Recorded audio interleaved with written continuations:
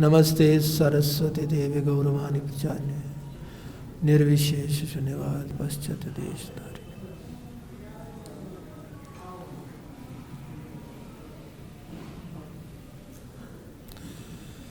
Please fold your hands, repeat after me. Om Namo Bhagavate Vasudevaya.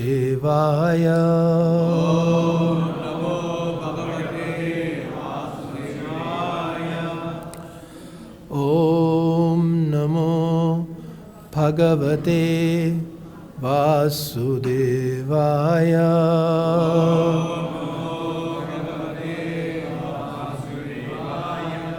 Om Namo Bhagavate Vasudevaya.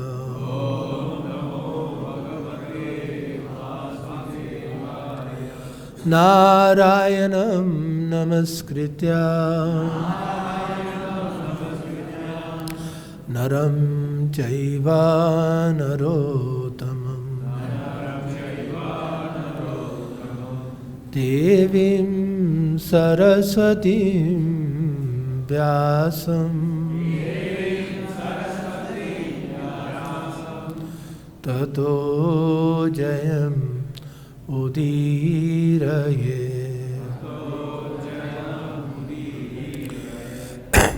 Nashta prayeshu abhadreshu Nityam bhagavata sevaya. Bhagavati uttama shloke Bhakti bhavati naishtiki. Thank you very much. We're reading from Srimad Bhagavatam, 6th canto, chapter 4, the Hansa Guhya prayers, text number 13.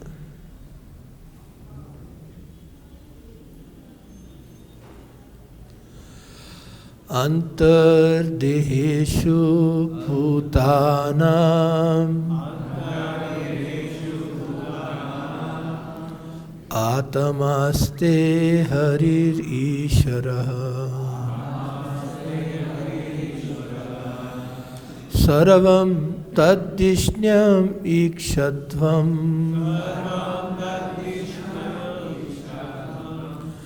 Evam vastoshito yasau Antardeheshu bhutana Atamaste haririshara Sarvam taddishnyamikshadvam Evam vastoshito yasau Antardeheshu bhutanam Atmaste haririshara Sarvam taddishnyamikshat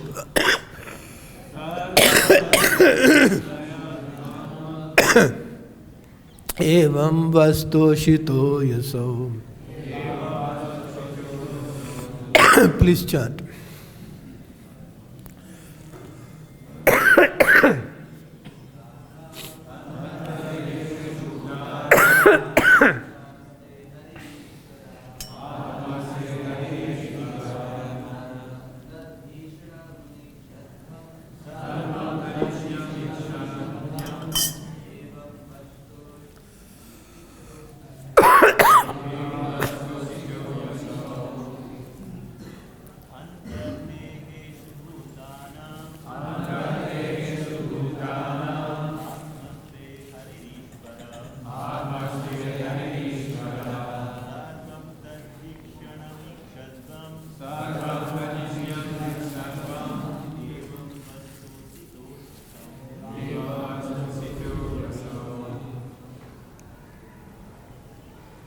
Anyone else? Deheshu Bhutanam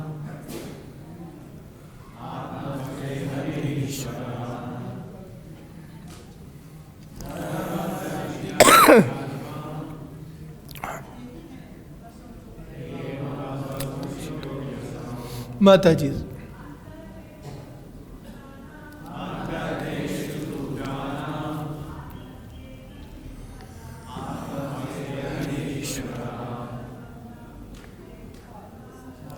Sarvanta Deshni Shata.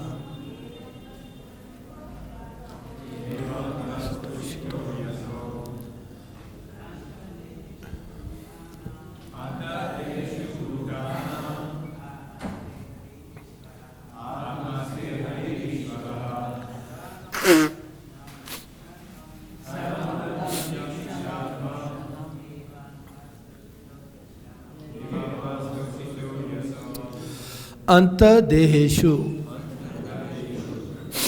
within the bodies, in the cores of the hearts. Bhutana, of all living entities. Atma, the supersoul. Aste, resides. Harihi, the Supreme Personality of Godhead. Ishvara, the Lord or Director. Sarvam, all. Tad Dishnyam, his place of residence. Ikshadvam, try to see. Evam, in this way. Va, with you. Toshita, satisfied. He, indeed, Asau, that Supreme Personality of Godhead. Translation. The Supreme Personality of Godhead is situated as the Supersoul within the cores of the hearts of all living entities, whether moving or non-moving, including men, birds, animals, trees, and indeed all living entities. Therefore, you should consider every body a residence or temple of the Lord. By such vision, you will satisfy the Lord. You should not angrily kill these living entities in the forms of trees. Please repeat. The Supreme Personality of Godhead is situated as the Supersoul within the cores of the hearts of all living entities, whether moving or non-moving, including men, birds, animals, trees, and indeed all living entities. Therefore, you should consider every body a residence or temple of the Lord. By such vision, you will satisfy the Lord. You should not angrily kill these living entities in the forms of trees. Purport. As stated in Bhagavad Gita and confirmed by all the Vedic scriptures, Ishvara Sarva Bhutanam Hriddeshe Arjuna Tishtati. The Supersoul is situated within everyone's heart. Therefore, since everyone's body is the residence of the Supreme Lord, one should not destroy the body because of unnecessary envy. That will dissatisfy the Supersoul. Soma told the Prachetas that because they had tried to satisfy the Supersoul, now they should not displease him.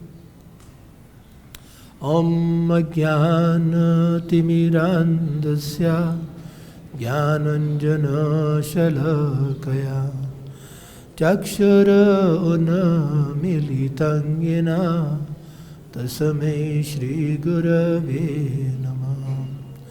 Namo Vishnu Padaya Krishna Pristhaya Bhutale Srimate Bhakti Vedanta Swami Niti Namane Namaste Saraswate Deve Gauravani Pracharine Nirvishesha Shunyavadi Paschatya Deshatarine Jaya Shri Krishna Chaitanya Prabhu Nityananda Shri Advaita Gadadhara Shri Vasadi Gaura Bhakta Vrinda Hare Krishna Krishna Krishna Hare Hare Hare Rama Rama Rama Hare Hare Antadeshu Bhutanam Atmaste Haririshara Sarvam Tatishnamikshadvam Evam Vastoshito Yaso.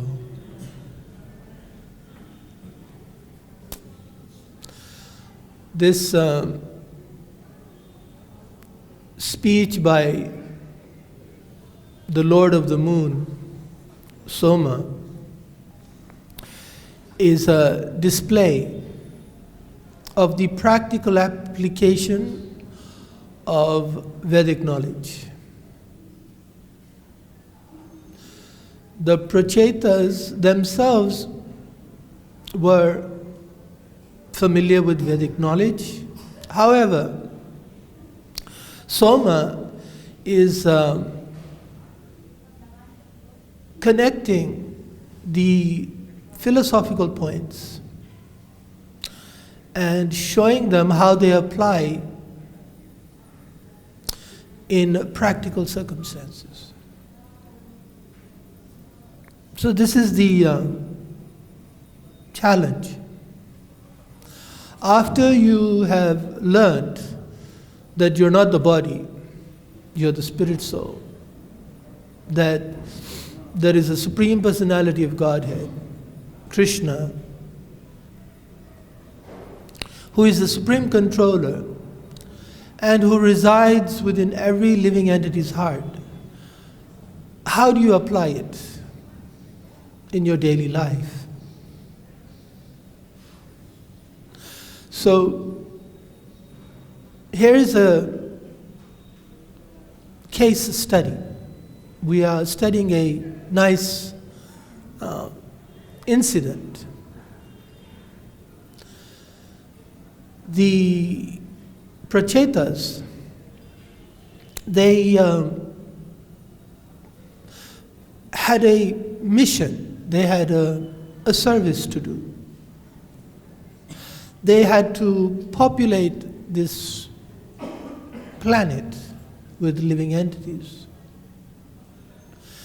And they felt they were challenged in their mission by the trees. The planet was covered by trees. So they thought that this is an obstruction which they have to remove. And the way they thought of removing them was through fire and wind. So they burnt the trees. However, they were overcome by anger, and so they were beginning to now destroy all the trees everywhere. So we've already heard in the previous classes how anger is very disruptive. It misleads us in the wrong path. Kamesha, Krodesha, Rajaguna, Samudbhava, Mahashano, Mahapapma, Vidya Enam, Iha, Vairinam. And it burns like fire, this anger. That means it is not easily put off. It burns and it burns. It's voracious.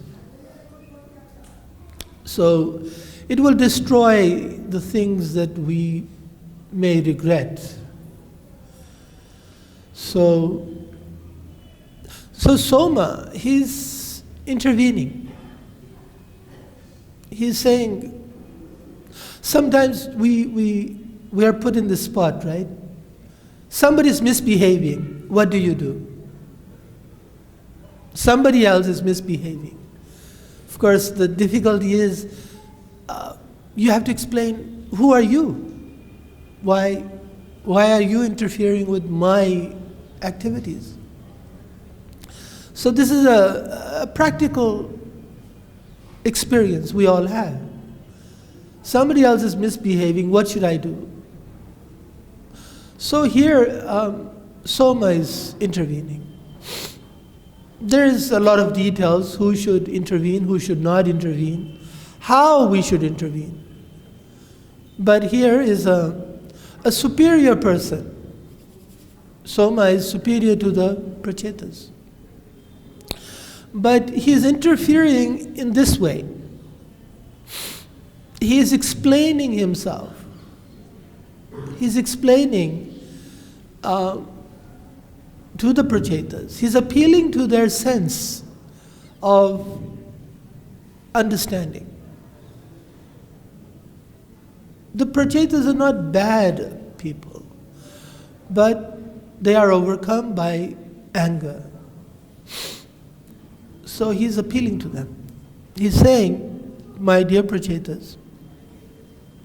Now, he's starting with the reference of the Supreme Personality of Godhead. This is very interesting. We, in the day and age that we live in today, there is no notion of referring to the Supreme Personality of Godhead, generally. By generally, I mean not at all. There's no reference. The best we find in this world we live in is one country saying, under God, We're very happy to have our resident of Vrindavan back, His Grace Bhaktisiddhanta Prabhu. Ki Jai. Can you get a seat for him? So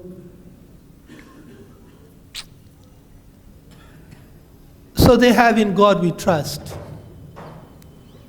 This is the closest we find. Shri Shri Gaurnitai, Shri Shri Krishna Balram, Shri Shri Radha Shyam Sundar Ki Jai.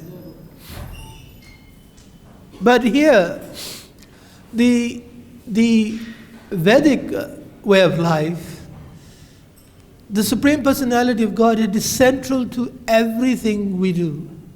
Everything we do. Indeed, the Prachetas themselves, they had tried to please the Supreme Lord by their austerities. But here the confusion is, what should one do? How does one please the Supreme Lord? Soma is saying, this is not the way. Don't burn all the living and the trees in particular. Anta deheshu bhutana atmaste haririshwara. First of all, he's saying that Ishvara sarva bhutanam hriddeshe arjuna tishtati. The Lord is residing within these living entities also. Krishna says that those who perform austerity in the mode of ignorance, they punish, they are trying to inflict pain on the Supreme Personality of Godhead, who resides within other living entities. Very interesting. The Lord cannot be affected by anything material, yet He's saying this causes suffering, inconvenience. And therefore, the living entity who does that becomes punishable. Soma doesn't want the Prachetas to do the wrong thing.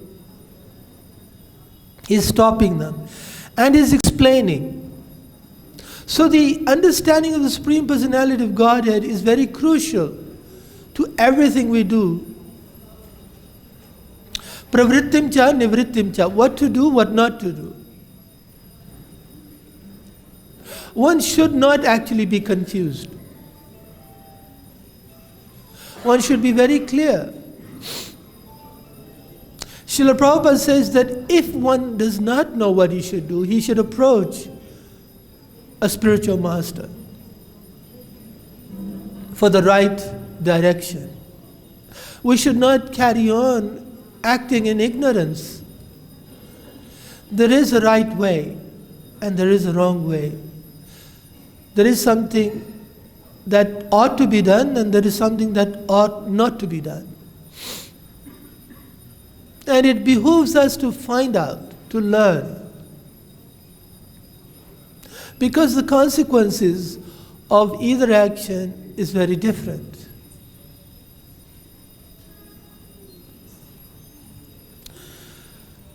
So this, I was saying, is the challenge of applying Krishna consciousness in our daily life. What should I do? What should I not do?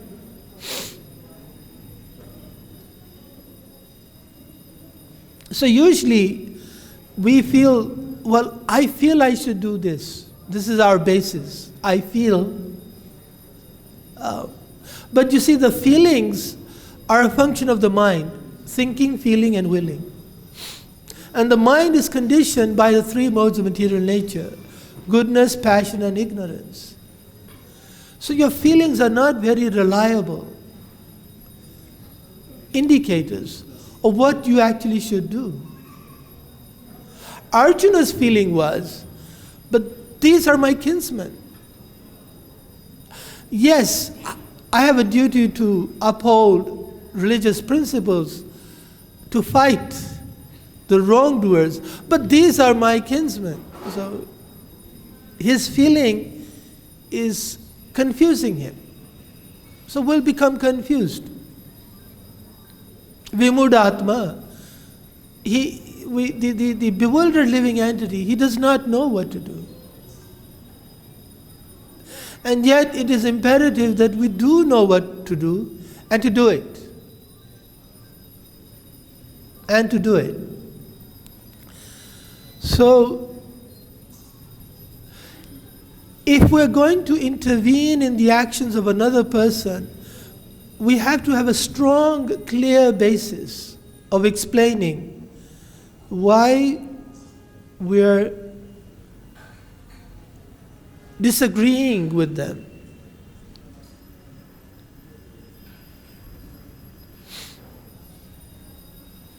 So there's a number of considerations in approaching somebody.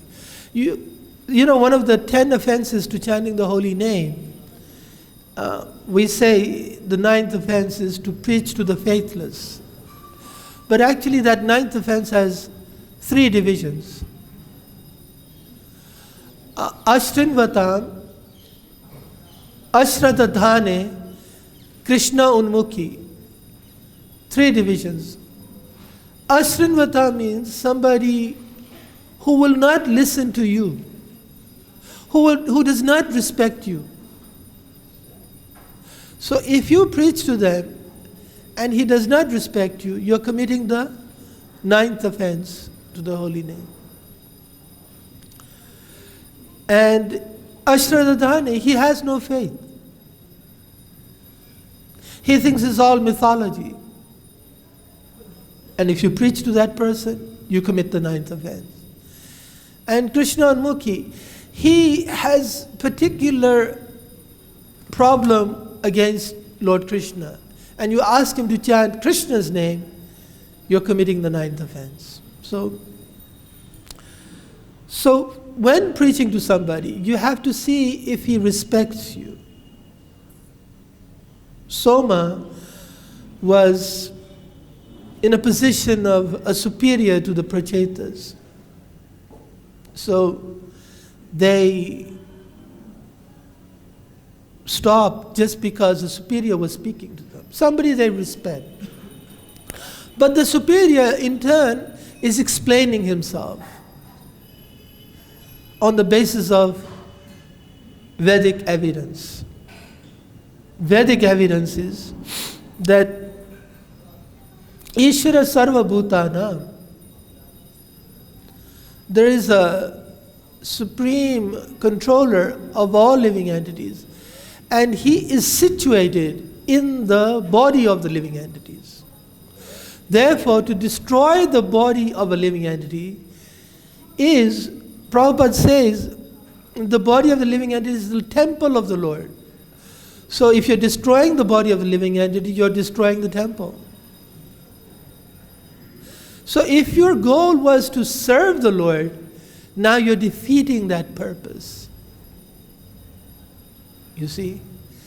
So Soma is explaining very nicely so that the Prachetas can understand. By that understanding, they can change their behavior. Now, interestingly, as this story unfolds, it's not like they're condemned and they're unforgiven forever. Actually, because they obey him, he rewards them. He gives them a wife. They have just done something wrong, but because they rectified their behavior, he is rewarding them. He's benedicting them. He's benedicting them in the way that they need. He's not giving them some money, some gold, they are wanting to propagate progeny, children, so he's giving them a suitable wife. So this is the another point. When you're advising somebody, should they listen to you, what will you do? You have to now benedict them. You must do something. Reward them for listening to you, for obeying, for their obedience. So you should know how to bestow benediction that is appropriate to that person. This is the kind of basis upon which we should interact with others. So actually, a devotee, he doesn't interfere with other living entities. But, like Soma, he feels responsibility to represent Krishna, the cause of Lord Krishna. Lord Krishna's cause is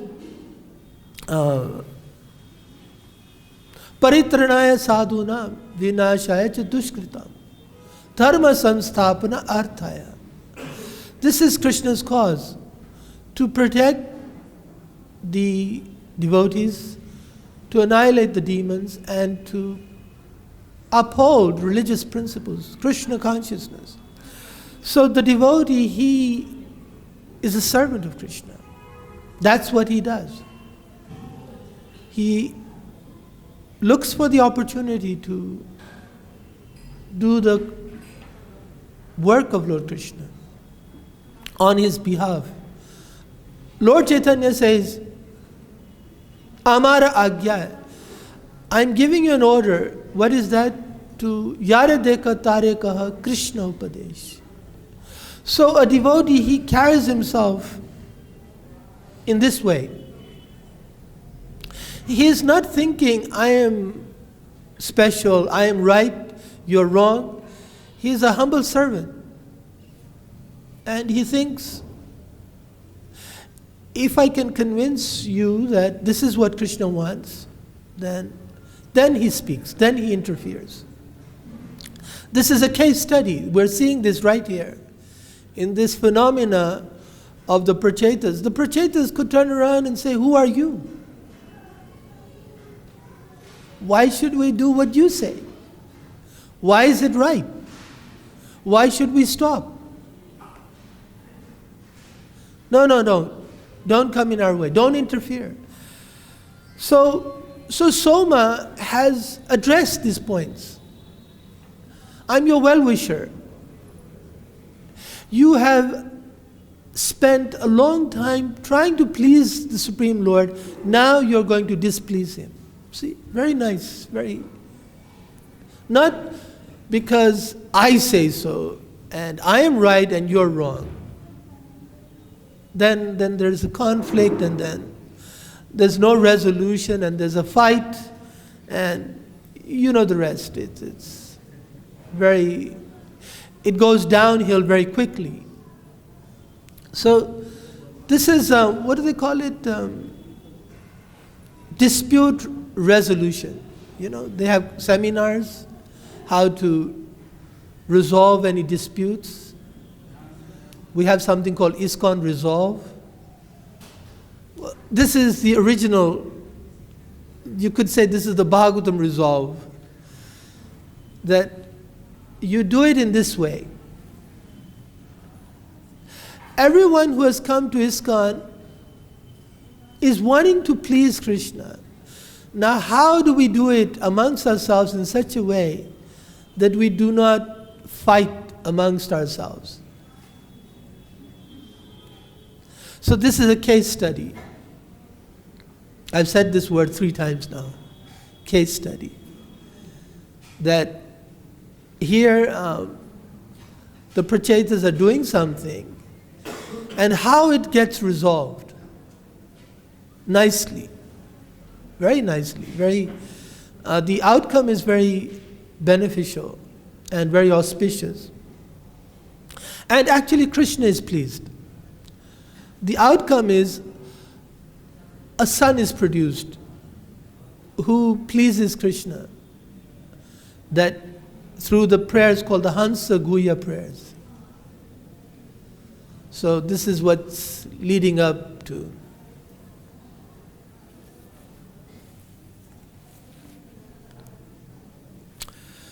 Are there any questions?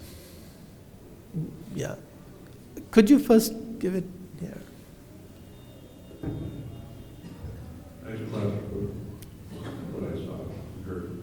But I have one question about the respect that you should have before you preach to somebody. Actually, Nityananda did look for it, which I got one eye. When we do preach to people, respect will come. So it's like, it's an after effect. And if you wait for respect, you never get a chance to preach. Can you comment on that? Just to clarify, I was saying the person you're going to speak to, they should have respect for you. Now, your point was Nityananda Prabhu tried to preach to people who were not respecting Jagai Madai. Am I right? That's your point.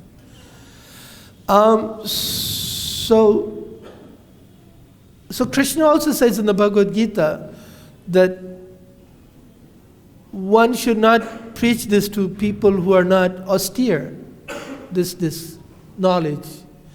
But in the purport, Prabhupada says the devotee is very merciful. He tries to rectify even those who are not deserving, who are disqualified. So that's what is being taught by Lord Nityananda, that we have to try. But the caution here is, don't encourage his offensive behavior. See, in the case of Jagai Madai, their offensive behavior was changed by a person who could do it, who had the capacity to change a belligerent person. In other words, before you even attempt time, you should have an evaluation of the person. If there's no respect, then you just walk away. Well, we have to do it according to our capacity. Our capacity. In other words, every individual devotee's capacity will vary from one to the other. One person, like, for example, Srila Prabhupada, you're the one who told us, in Haight-Ashbury, basically, many people not wearing many clothes. Prabhupada could go there and preach to them. But if another person thinks, I will go to a nightclub and preach, that may be dangerous. He could go there and change them. But if I was to go, I'll get changed. I can tell you a little story. There's an Australian devotee dressed up as a Catholic priest, and then he would go and preach to people in the elder food houses, and he preached to like harlots. And so actually he made some progress, but he disguised as a Catholic priest to protect himself. And the end result, he got married. So, thank you for the example. Doesn't always work. Doesn't always. So you have to be very careful. And don't be reckless. Whilst we should be very, daring, we should not be reckless. So that's another class for another time. What's the fine line between daring and reckless? But let's see if anybody has any other questions. Can you pass the mic back?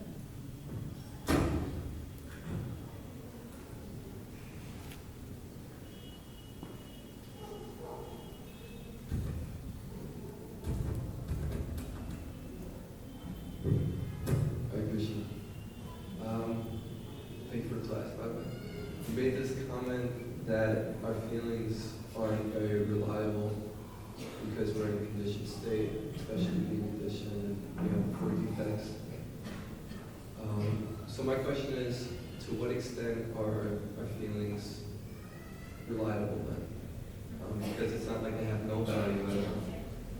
For example, before I came to Krishna consciousness, I had the feeling reading Bhagavad Gita is the best possible thing for me, without an authority telling me this is the best thing to do.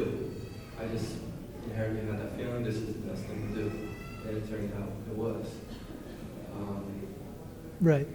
So, how much space is there to make choices on your own? Because usually we hear within ISKCON you should approach your authority before performing any action within devotional service. Like, for example, coming to the Dhamma. So how much space is there for individual choice? Right, okay.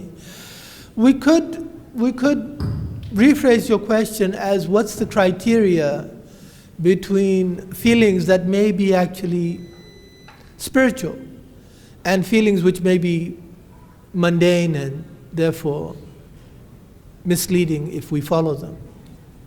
Is that right? Would you agree? You could rephrase it as, what's the criteria? In other words, you had a feeling to read the Bhagavad Gita, and that wasn't necessarily a bad feeling to follow, right? You did it, and it was a good decision you made by following that feeling. My point was that generally feelings are conditioned by the 3 modes of nature because that's where we are. In the material world, every living entity is conditioned by the 3 modes of material nature. So how does it come about that there's also spiritual feelings? Now, I want to make something clear. When we feel I should read Bhagavad Gita, that's not a feeling. See, feeling is one of 3 things: thinking, feeling, and willing. And they're a function of the mind.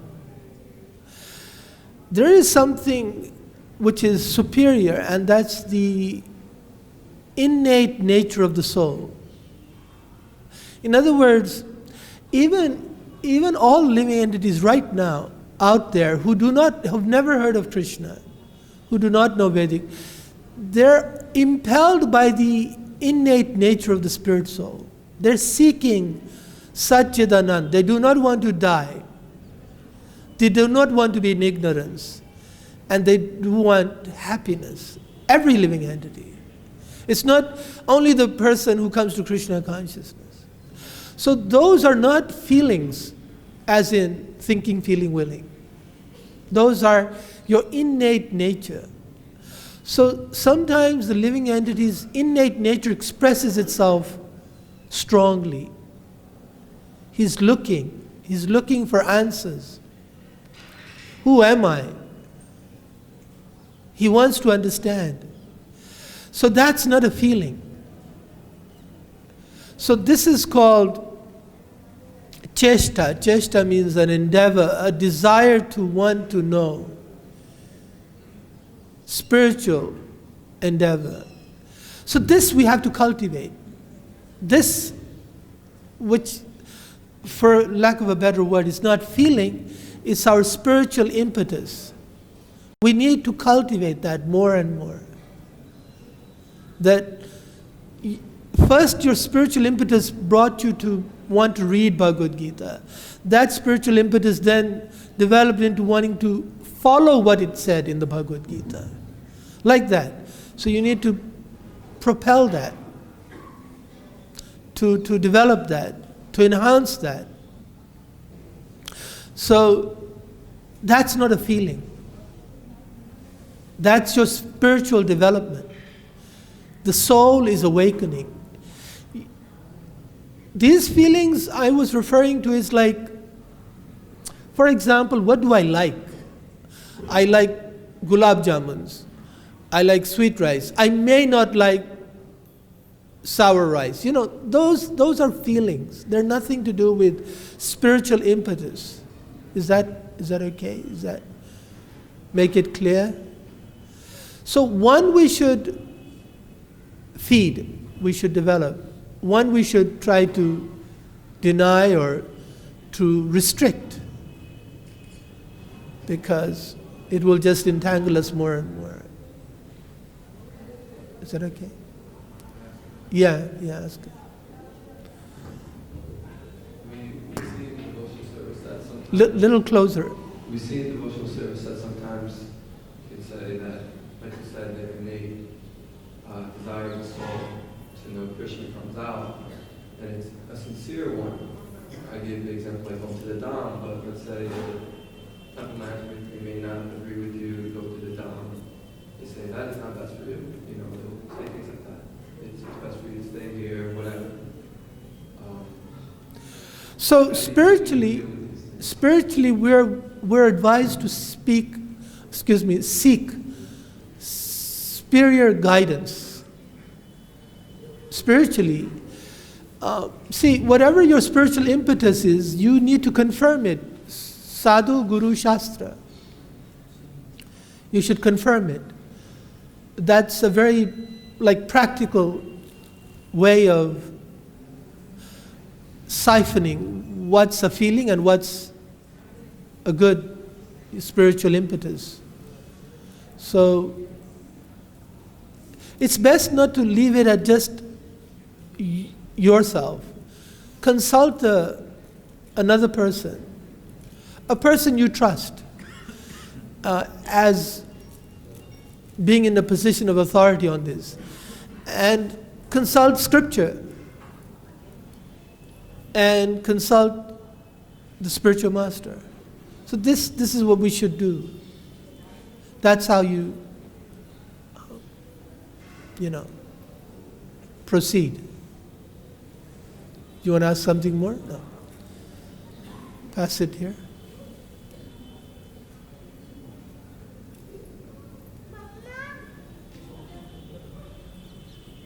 Hare Krishna. Thank you, Guru. Nice class.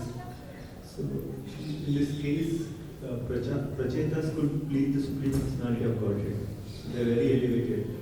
But still, when anger came, they forgot everything. And they were, the one verse we told is Bhagavad Gita philosophy. So, it happens in our practical lives also. Even sometimes we forgot the basic things and we try to cause harm to others or destroy the things. So, and Prachetas were fortunate that the moon god came and corrected them, but we may not be many times So fortunate. So to be corrected by direct guidance. So what precautions and is there any solution? So one safeguard is to try to be surrounded in the association of devotees. That's one safeguard. Because then you'll be under the eyesight of others who can say, Prabhuji, maybe this, you need to look at this, you know. But see, this is the difficulty of nirjan bhajan. If you're doing alone, then you're without the safeguard. You can do spiritual practice alone, but it's very risky for this specific reason, that we don't have the safeguard of others' counsel. So when you're in the association of especially advanced devotees, then that problem should not be there. Is that okay? Anything else? Thank you very much. Grantraj Srimad Bhagavatam ki, Srila Prabhupada.